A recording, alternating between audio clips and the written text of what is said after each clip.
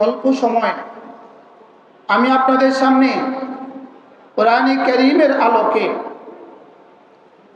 সিরাতের আলোকে, সাহাবায়ে কেরামের জীবনীর আলোকে, হযরত সিদ্দিক আকবর রাদিয়াল্লাহু তাআলার জীবনীর আলোকে, হযরত ফারুক আযম উসমান আর আলী রাদিয়াল্লাহু তাআলা আনহুম সোয়ালাখ সাহাবীদের জীবনী থেকে, জীবনীর আলোকে, সমস্ত তাবেঈন তাবেঈনদের জীবনীর আলোকে, সমস্ত মুহাদ্দিসিনদের হাদিসের কিতাবগুলোর আলোকে, সমস্ত সিরাতের কিতাবের আলোকে অল্প সময় আমি আপনাদের সামনে রাসূল করিম সাল্লাল্লাহু তাআলা আলাইহি ওয়াসাল্লামের সিরাত থেকে একটুখানি বলার চেষ্টা করব ইনশাআল্লাহ।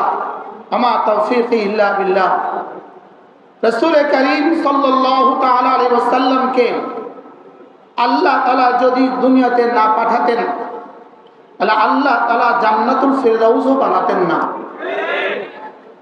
রাসূলকে দুনিয়াতে না পাঠালে আল্লাহ তাআলা জিবরিলকে বানাতেন না, জিবরিলকে বানাতেন না। রাসূলকে দুনিয়াতে না পাঠালে আল্লাহ তাআলা সাত আসমান বানাতেন না, সাত জমিন আল্লাহ তাআলা বানাতেন না। রাসূলকে দুনিয়াতে না পাঠালে আল্লাহ তাআলার উলুহিয়ত মুকাম্মল হতো না। রাসূলকে দুনিয়াতে না পাঠালে আল্লাহ তাআলার উলুহিয়ত মুকাম্মল হতো না, উলুহিয়তের মুজাহারা মুকাম্মল হতো না। এজন্য আল্লাহ তাআলা রাসূল করিম সাল্লাল্লাহু তাআলা আলাইহি ওয়াসাল্লামকে রবিউল আউয়াল মাসে দুনিয়াতে পাঠিয়েছেন। এজন্য আমরা খুশি না বেজার? রাসূল করিম সাল্লাল্লাহু তাআলা আলাইহি ওয়াসাল্লাম দুনিয়াতে তাশরীফ নিয়ে এসেছেন কোন মাসে? আরো জোরে বলেন, কোন মাসে? তাইলে বোঝা গেছে রবিউল আউয়াল আমাদের ইতিহাস থেকে বিস্তৃত হওয়ার সুযোগ নাই। রবিউল আউয়ালকে আমরা ভুলার কি নাই বলেন? সুযোগ নাই। সর্বকালের সর্বশ্রেষ্ঠ মহামানব, সর্বকালের সর্বশ্রেষ্ঠ মহামনীষী, সর্বকালের সর্বশ্রেষ্ঠ মহান রাসূল, তাকে আল্লাহ তাআলা রবিউল আউয়াল মাসে পাঠিয়েছেন।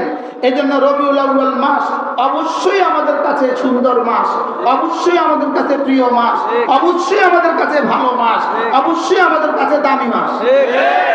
বলেন রবিউল আউয়াল দামি মাস না বেদামি মাস? বলেন কেন রবিউল আউয়াল দামি? বলেন নবীজি কি করেছেন? বলেন আগমন করেছেন। এই কথা যেমন সত্য, নবীজি দুনিয়াতে তাশরীফ নিয়ে এসেছেন রবিউল আউয়াল মাসে, এটা যেমন সত্য নবীজি দুনিয়া থেকে ওফাত পেয়েছেন রবিউল আউয়াল মাসে, এটাও সত্য। বুঝে থাকলে বলুন নবীজির জন্মের মাস কোনটা? এবার নবীজির ওফাতের মাস কোনটা? রবিউল আউয়াল নবীজির কি মাস? ওফাতের মাস। নবীজির ওফাতের মাস রবিউল আউয়াল, এটাও মনে রাখা দরকার। নবীজির জন্মের মাস রবিউল আউয়াল, এটাও মনে রাখা দরকার।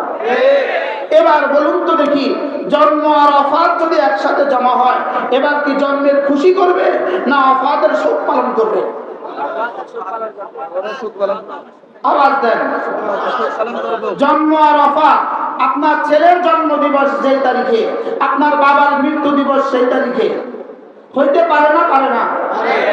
আমার মার মৃত্যু দিবস যেই তারিখে, আমার বিয়ে দিবস সেই তারিখে হইতে পারে না? পারে না? যদি শোক আর খুশি একসাথে জমা হয়, কোনটা প্রাধান্য পায়? বুঝে জবাব দেন। শোক আর খুশি একসাথে জমা, কোনটা প্রাধান্য? বিয়ে আর মৃত্যু একসাথে হয়, কোনটা প্রাধান্য? জন্ম আর ওফাত যদি একসাথে হয়, কোনটা প্রাধান্য? তাহলে রবিউল আউয়াল মাস কি শুধুই খুশির মাস না শোকেরও মাস? রবিউল আউয়াল খুশির মাস না শোকের মাস? খুশি আর শোক যদি একসাথে জমা হয়, কোনটা প্রাধান্য পায়? না বুঝে বলেন নাই তো, বুঝে বলেন, বুঝে বলেন কোনটা প্রাধান্য পায়? তাহলে রবিউল আউয়াল শোকের মাস না খুশির মাস?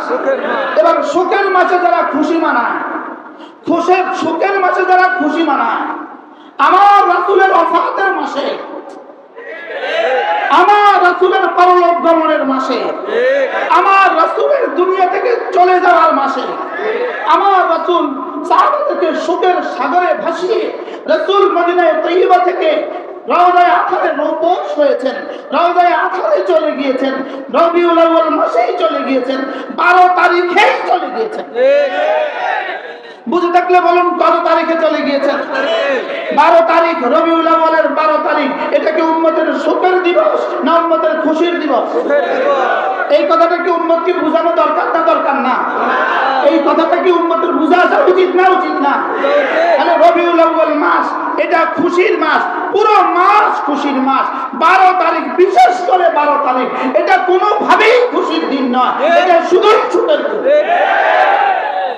12 তারিখে নবীজির ওফাত, বলেন 12 তারিখে নবীজির কি?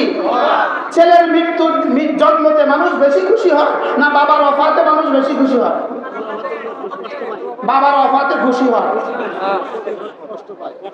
বাবার ওফাতে মানুষ শোকাহত হয় না খুশি হয়? ছেলের জন্মে মানুষ কি হয়? তো নবীজির জন্মে আমরা খুশি না বেজার? লেকিন নবীজির ওফাতে আমরা শোকাহত। তো শোকাহতের দিনটাকে উম্মতের সবচেয়ে বড় সুখের দিন হওয়া উচিত ছিল 12 রবিউল আউয়াল। কি 12 রবিউল আউয়াল কি হওয়া উচিত ছিল বলেন? উম্মতের সবচেয়ে বড় সুখের দিন হওয়া উচিত ছিল। সেদিন থেকে শুরু করে রাসূলের ওফাতের 12 রবিউল আউয়াল থেকে শুরু করে উচিত ছিল আজকের এই দিন পর্যন্ত পৃথিবীর সব মানুষ এই কথা জানতো, হায় 12 রবিউল আউয়ালে নবীজির ওফাত হয়ে গেছে। 12 রবিউল আউয়ালে হযরত আয়েশা কাঁদতে থাকছেন, হযরত সিদ্দিক আকবর কাঁদছেন, 12 রবিউল আউয়ালে সিদ্দিক আকবর কাঁদছেন, হযরত ফারুক আযম কাঁদছেন, হযরত ওসমান কাঁদছেন, হযরত আলী কাঁদছেন, হযরত ফাতেমা কাঁদছেন, হযরত আয়েশা কাঁদছেন, সুহালা সাহাবা কাঁদছেন, সুহালা তাবিরা কাঁদছেন, সুহালা তাবিরা কাঁদছেন। আজকের ওই সুখের দিনকে যারা ঈদ বানিয়েছে এরা নিশ্চিতভাবে ইহুদিদের দালাল।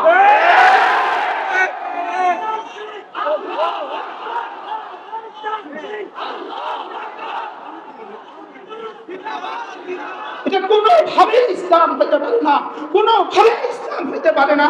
আহলে সুন্নাত ওয়াল জামাত হওয়া তো দূরের কথা, ঈমান হইতে পারে না, ইসলাম হইতে পারে না, ইহুদিয়ত হইতে পারে, রাফিদিয়ত হইতে পারে, শিয়াত হইতে পারে, ইসলাম হইতে পারে না। এটা ইসলাম হইতে পারে না।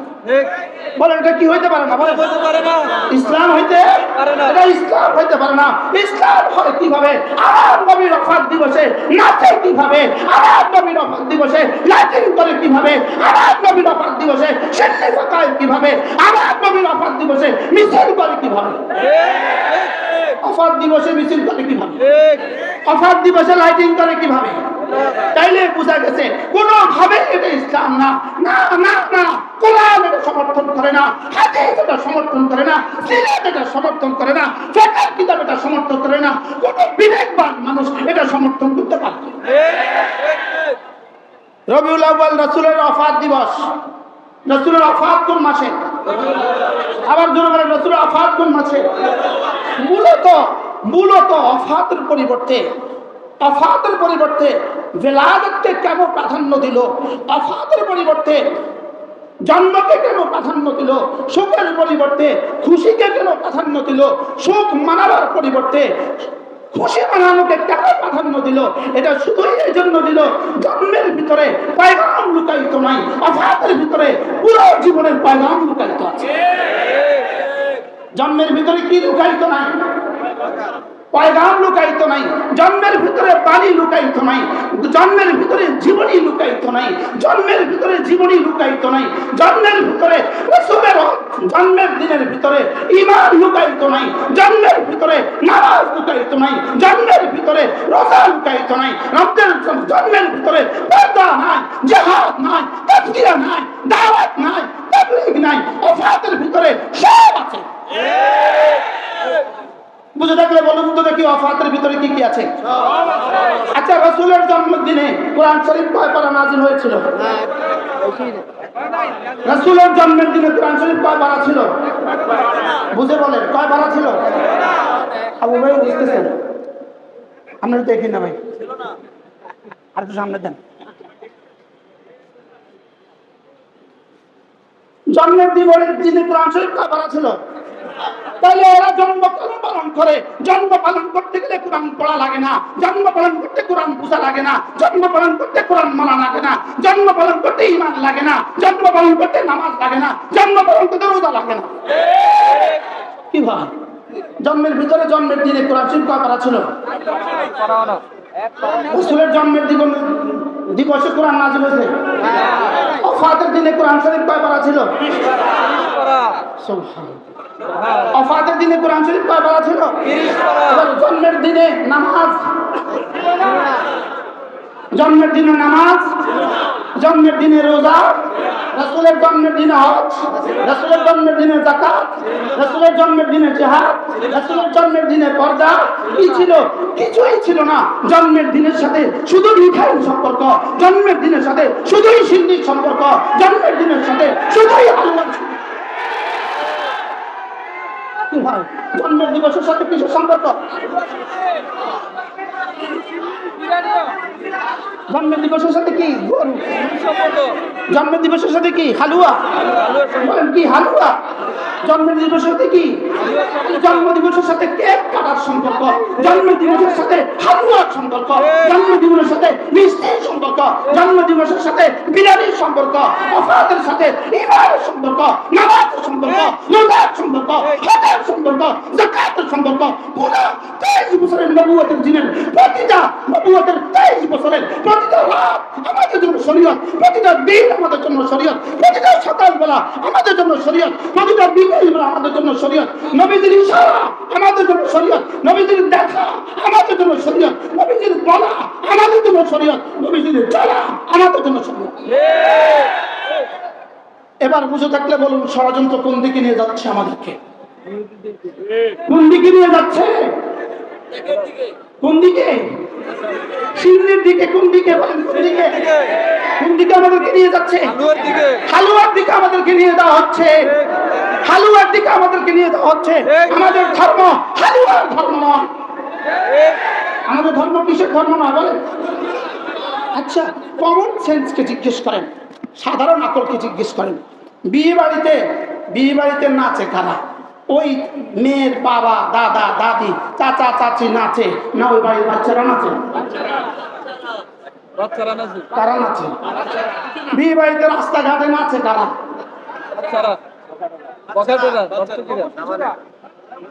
বেয়াকলরা, অবুঝরা বলেন। বিয়ে বাড়িতে নাচে কারা?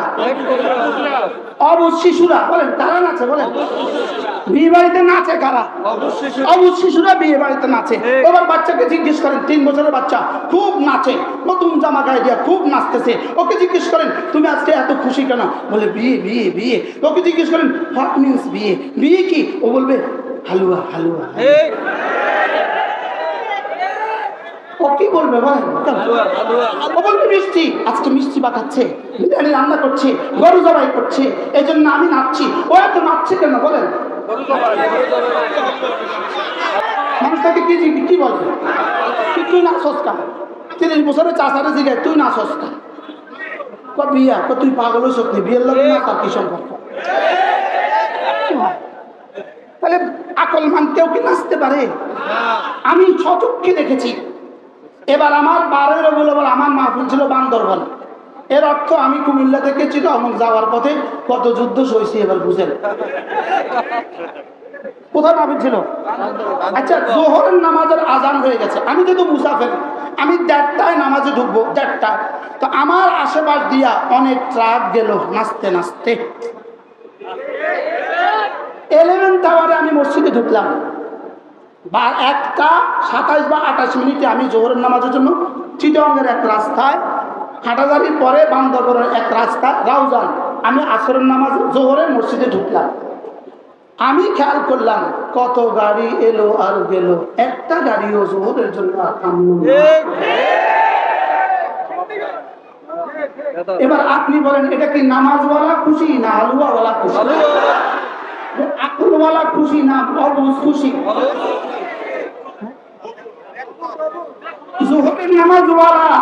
জোহরের নামাজওয়ালা খুশি না জোহর ছাড়া খুশি? এবার বলেন জোহর ছাড়া যে খুশি, আসর ছাড়া যে খুশি, এই খুশির ঠিকানা জান্নাত না জাহান্নাম। আর কোন যুক্তি দিলে আপনি বুঝবেন বিষয়টা? এরা মসজিদের পাশ দিয়ে ডুগডুগি বাজাতে বাজাতে চলে গেল, একজনও মসজিদে ঢুকলো না। আমি ছায়াই থাকলাম, দেখি একটা আশেকের রাসূলের গাড়ি মসজিদে ঢুকে কিনা। বুঝেন না কথা মনে হয়। এরপরে যেতে যেতে আবার আসর হয়ে গেল, আসরও আবার রাস্তায় পড়লাম, লেকিন কোনো আশেকের রাসূলের গাড়ি মসজিদে ঢুকতে দেখলাম না। তাহলে আপনি কি বলেন? বিয়ে বাড়িতে 6 বছরের বাচ্চা মসজিদে যায় না নাচে? বিয়ে বাড়িতে 7 বছরের মেয়ে বাচ্চাটা নামাজে যায় না নাচে? কেন? জোরে বলেন কেন? অবুঝ অবুঝ বলেন। আমি আমার এই বন্ধুদেরকে আরো বেশি কিছু বলতে চাই না, শুধু এদূর বলবো এরা অবুঝ। বাকি যদি বুঝে শুনে করে থাকে, যদি বুঝে শুনে করে, যদি বুঝে শুনে করে, তাহলে এদের নাম হাদিস আয়াতের ভাষায় যদি বুঝে শুনে করে। বলেন যদি বুঝে শুনে করে। আল্লামা ইবনে তাইমিয়া আলাইহিস রাহমাহ বলেন, যদি বুঝে শুনে শিরক করে, বুঝে শুনে বিদআত করে, এটার নাম হলো মাগদুবে আলাইহিম। এটার নাম কি বলেন? যদি না বুঝে করে, এটার নাম হলো দাল্লিন। যদি না বুঝে করে, এটার নাম কি? দাল্লিন শব্দ পারেন তো সবাই না? বলেন না, শব্দটা বলেন না। যদি না বুঝে করে নাম কি? আর যদি বুঝে শুনে করে, এবার বলেন এরা কোন অবস্থা আছে?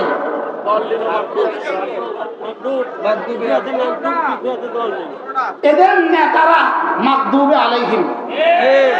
বলেন এদের নেতারা কি? বলেন দুপুরে বলছিলাম এদের নেতারা মাগদুবে আলাইহিম, আর এদের সাধারণ মুসলমান গুলো দাল্লিন। এবার আমরা কি হব? মাগদুব আলাইহিম হব না দাল্লিন হব না আনআমতা আলাইহিমদের মধ্যে হব? শব্দ আছে কয়টা? 3টা। জাতি আছে কয়টা? 3টা। 1 নম্বর জাতি আনআমতা আলাইহিম। আবার বলেন আনআমতা আলাইহিম। আর আরেক দলের নাম কি?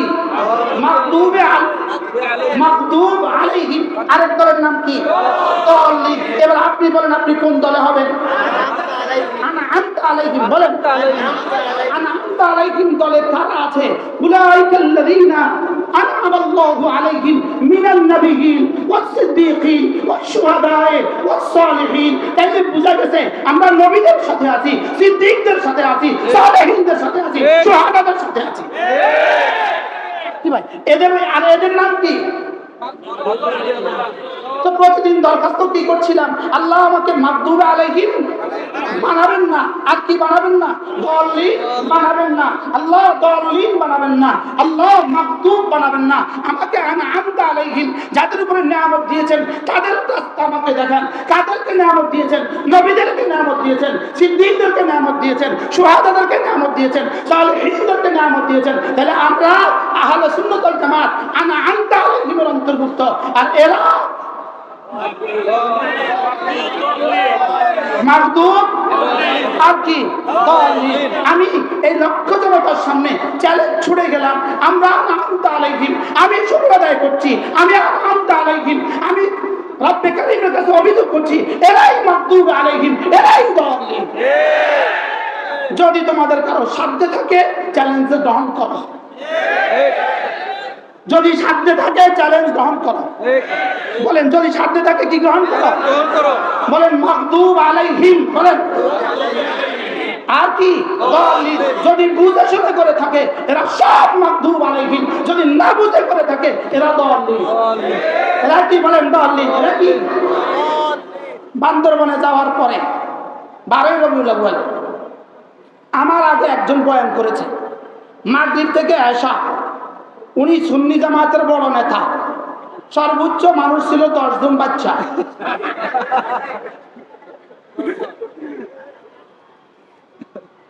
উনি চ্যালেঞ্জ করেছে জশ্নে জুলুস, জশ্নে জুলুস আরশে হয়েছে, জশ্নে জুলুস মদিনায় হয়েছে। চ্যালেঞ্জ করেছে মানুষ 10 জন। মানুষ কতজন বলেন? শেষ শব্দ উনি বলেছে, অতএব জশ্ন জুলুস অবশ্যই মুস্তাহসান। মুস্তাহসান মানে ভালো, মুস্তাহসান মানে কি ভালো, ভালো। উনি বলেছেন জশ্ন জুলুস ভালো, এই শব্দ বলে উনি নিজেও বেঁচে গেছেন, আমাকেও বাঁচাচ্ছেন। ভালো ভালো কি বলছে বলেন, অর্থাৎ উনি ফরজ বলেন নাই, ওয়াজিবও বলেন নাই, বলেন না বলেন, ফরজ বলেন নাই, ওয়াজিব সুন্নাত মুআক্কাদা মুস্তাহাব বলেন নাই, বলেছেন মুস্তাহসান। এটা ভালো। এটা কি ভালো? যেই ভালো কাজটা করার জন্য নামাজ পড়া হয় না, ওই ভালো কাজটা কত ভালো। ঠিক, এবার তো বুঝাতে পারলাম না মনে হয়। উনি এটাকে কি বলেন নাই, বলেন ভালো ভালো। এরাও ফরজ বলে না, বলেন কি বলে না, বলেন এরাও ওয়াজিব বলে না, এরাও সুন্নাত বলে না। এবার বলুন তো দেখি, যেই কাজটা ফরজও নয়, যেই কাজটা ওয়াজিবও নয়, যেই কাজটা সুন্নাতও নয়, এদের পরিভাষায় ওই কাজটার জন্য হত্যা করা যায় কিভাবে? এবার কি বুঝে আসছে কিছু? আচ্ছা, যেই কাজটা ফরজ ওয়াজিব সুন্নাত না, এই কাজটা না করলে গুনাহ হবে, বুঝেন নাই? তার পরিভাষা এটা কি ফরজ ওয়াজিব সুন্নাত? এটা কি? যেমন কই মাছ খাওয়া ভালো, যেমন কি আচ্ছা কই মাছ না খাইলে কি হয়? আচ্ছা কই মাছ কেউ না খাইলে তারে পিটাইতে হয়, হ্যাঁ? তাহলে এটা কি ভালো না ফরজ না ওয়াজিব না সুন্নাত মুআক্কাদা? যদি মনে করি ভালো, বলেন যদি মনে করি কি, তাহলে ভালোর জন্য কোন ভালো কাজটার জন্য ফরজ ছাড়তে হয়? আমি বুঝাতে পারছি না তোমরা। কোন ভালো কাজের জন্য কি নামাজ ছাড়ার সুযোগ আছে? কোন ভালো কাজের জন্য কি পর্দা ছাড়ার সুযোগ আছে? কোনো ভালো কাজের জন্য কি মারামারি করার সুযোগ আছে? শুধু কোনো ভালো কাজের জন্য কি যুদ্ধ করার সুযোগ আছে? তাহলে হাটাদারিতে 12 রবিউল বলে 3 জন মানুষ মারা গেল কেন?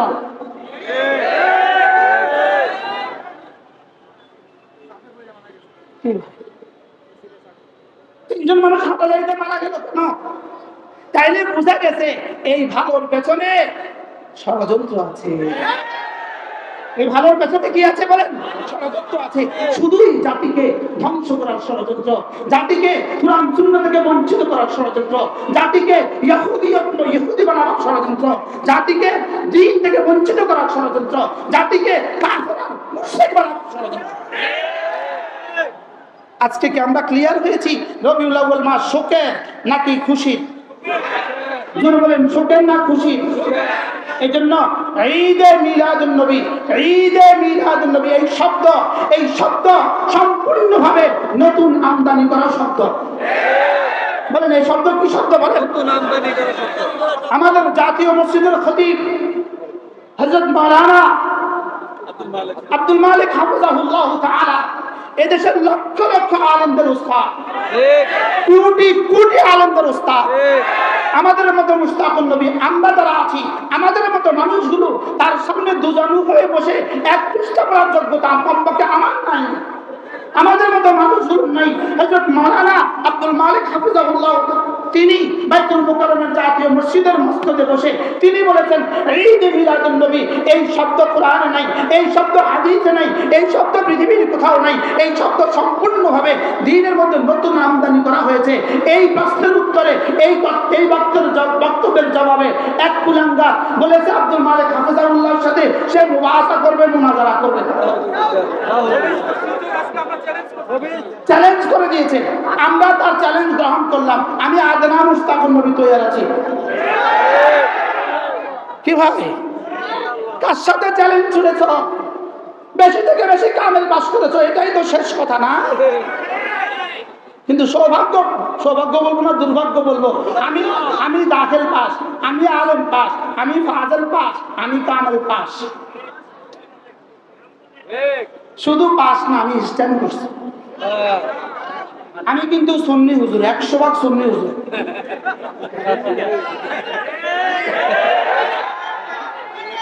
আমি কি হুজুর বলেন? 100% সুন্নি হুজুর। আমি 100% সুন্নি হুজুর, 100% সুন্নি হুজুর।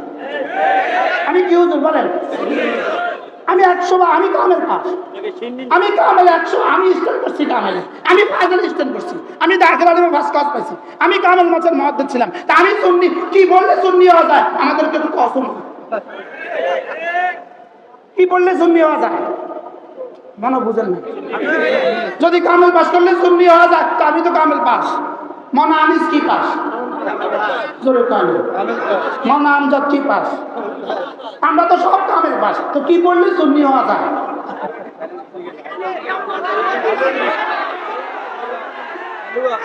কি পড়লে সুন্নি হওয়া যায়?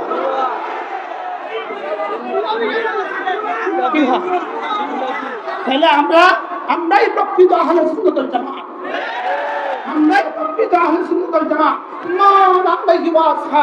আল্লাহ রাসূল বলেন, আমি এবং আমার সাহাবারা যে আদর্শের উপরে আছে, এই আদর্শের উপরে যারা থাকবে তারাই আহলে সুন্নাত ওয়াল জামাত, তারাই আহলে সুন্নাত ওয়াল জামাত, তারাই সুন্নি, তারাই মুমিন, তারাই মুসলিম। আর যদি এই আদর্শের উপরে না থাকে, দাবিদার, এরা সুন্নি নামের ভুয়া সুন্নি দাবিদার। এরা কি বলেন? এরা কি দাবিদার? এরা দাবিদার না আসল সুন্নি? বলেন এরা কি? এরা দাবিদার, দাবিদার। আসল সুন্নি, আসল সুন্নি আমরা, আহলে সুন্নাত ওয়াল জামাত, আসল আহলে সুন্নাত ওয়াল জামাত আমরা। উলামায়ে দেওবন্দ আসল আহলে সুন্নাত ওয়াল জামাত। বলেন বলেন বলেন, উলামায়ে দেওবন্দ আসল আহলে সুন্নাত ওয়াল জামাত। আমরা উলামায়ে দেওবন্দ, আমাদের নেতৃবৃন্দের, আজকের বিএনপির নেতৃবৃন্দ আছেন, আপনাদেরকে আমরা ছোট্ট করে বলতে চাই, আগামী বাংলাদেশে আপনারা আমাদেরকে ভুলে যাবেন না। আমাদের রক্ত আপনারা ভুলবেন না। শেষ লোকমাতে ব্যাট ভরে না, শেষ লোকমাতে ব্যাট ভরে না। শুধু জুলাই আগস্টের কুরবানি দ্বারা বাংলাদেশ স্বাধীন হয় নাই, 16 বছরের কুরবানি দ্বারা বাংলাদেশ স্বাধীন হয়েছে। শেষ লোকমা দ্বারা পেট ভরে না। কোন গাছ কাটতে গেলে শেষ কুফে গাছ পড়ে না, শেষ কুফে গাছ পড়ে না। প্রথম দিন থেকে শেষ পর্যন্ত যত কূপ আছে সবগুলোই সমানভাবে অংশীদার। শেষ লোকমার পেট ভরে না, প্রত্যেকটা লোকমা সমানভাবে অংশীদার। এজন্য 16 বছরে আমাদের রক্ত ভুলা যাবে না। 16 বছরে উলামায়ে দেওবন্দের রক্ত ভুলা যাবে না। 16 বছরে হেফাজতে ইসলাম বাংলাদেশের রক্ত ভুলা যাবে না। আমাদের জেলার জুলুম ভুলা যাবে না। জেলার আয়না ঘরের কান্না ভুলা যাবে না। আমাদের হাত পা পড়া, হাতে কড়ি লাগানোর, পায়ে কড়ি লাগানো ভুলা যাবে না। যদি কেউ উলামায়ে দেওবন্দের সাথে গাদ্দারি করে, যদি কেউ উলামায়ে দেওবন্দকে ভুলে যায়, যদি কেউ কওমি মাদ্রাসার সূর্য সন্তানদেরকে ভুলে যায়, সে আবার কাছে আস্থা করে নিক্ষিপ্ত হবে। ওলামাকে ভোলা যাবে না। এদেশের মসজিদগুলো ভোলা যাবে না, এদেশের মাদ্রাসা ভোলা যাবে না। আমরা যে জেলখানা ছিলাম, আয়না করে ছিলাম, এক দিনের কান্না, আল্লাহর কসম খেয়ে বলি, ওই কান্নাগুলো জমা করে করে হাসিনাকে চিরতরে দেখতে দিবেন। আমাদের পিঠের আঘাত জমা করে করে হাসিনাকে দেশ থেকে বিতাড়িত করেছে। আমাদের রক্তভূমি জমা করে করে হাসিনাকে দেশ থেকে বিতাড়িত করেছে। ভোলা যাবে না মামুল হকদের কুরবানি ভোলা যাবে না। উলামায়ে দেওবন্দের কুরবানি ভোলা যাবে না। শাপলা চত্বরের কুরবানি ভোলা যাবে না। শাপলা চত্বরের কুরবানিকে যদি কেউ ভুলে যায়, সে যেন ইতিহাসের সাথে গাদ্দারি করলো। এজন্য আপনাদেরকে বলি, কুরআনে কারীমের শপথ নিয়ে বলেন, উলামায়ে উম্মতের সাথে ছিলেন, উলামায়ে উম্মতের সাথেই আমরা থাকবো। বলেন ইনশাআল্লাহ, বলেন ইনশাআল্লাহ। আমরা আমাদের সাথে ছিলাম, আমাদের সাথে থাকবো ইনশাআল্লাহ। প্রত্যেক ইংরেজি মাসের শেষ শনিবারে আমাদের কুমিল্লা সুধন্যপুর মাদ্রাসা জিকিরের মজলিস আগামী 27 তারিখ ইনশাআল্লাহ আল্লামা নুরুল ইসলাম ওলিপুরি দামাত বারাকাতুহুম আসর থেকে মাগরিব বয়ান করবেন। পারলে শরীক হবেন। সুবহানাল্লাহি ওয়া বিহামদিহি, সুবহানাকাল্লাহুম্মা ওয়া বিহামদিক, আশহাদু আল্লা ইলাহা ইল্লা আনতা, আস্তাগফিরুকা ওয়া আতুবু ইলাইক।